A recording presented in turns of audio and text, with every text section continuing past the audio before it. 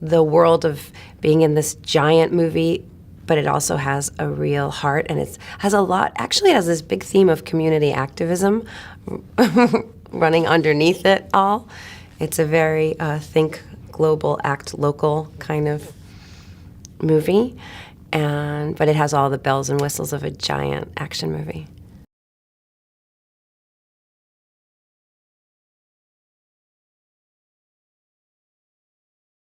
She raised him from when he was very, very young, and she gives him a kick in the pants to get going when he needs to. She's very loose with him. Their relationship is very close and kind of tender, actually. But right now, it's clear that he's hiding things from her, so she's concerned about what might be going on.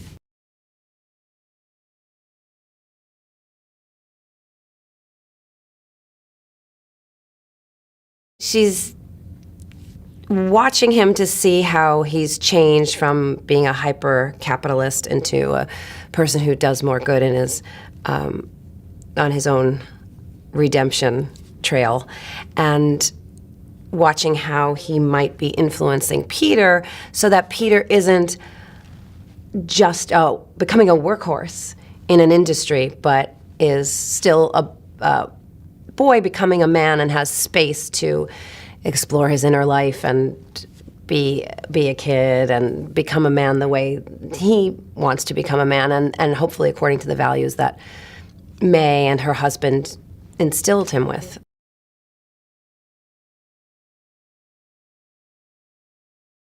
I definitely saw the films. I mean, I think that, yeah, they're huge. Of course I saw them. But growing up, like, we had a lot of the comics.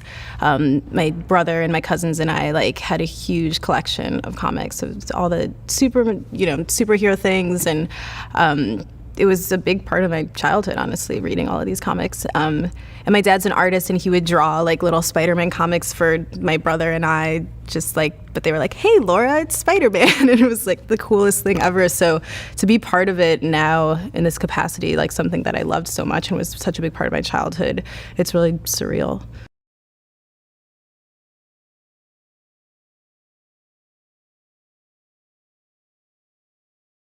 I'm really claustrophobic, so like actually being trapped in the elevator was really stressful for me, and we were trapped in it for a week. Luckily I was with Jacob and Martin, and they're like the funniest, coolest guys. We actually had so much fun. We just made jokes the whole time.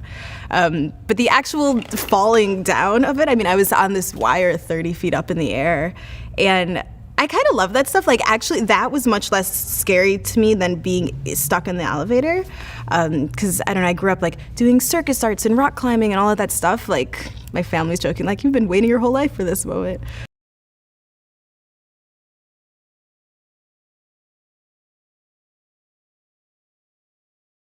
Liz is cool in that she's not just damsel in distress. You know, there's like this other ways that she's making things happen for herself. But when you fall down an elevator shaft, it's helpful to have Spider-Man around.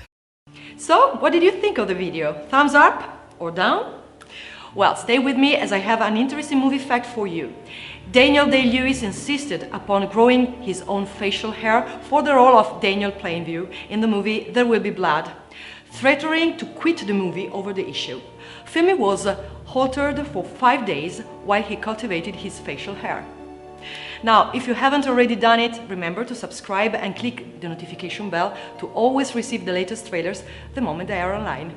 Bye-bye!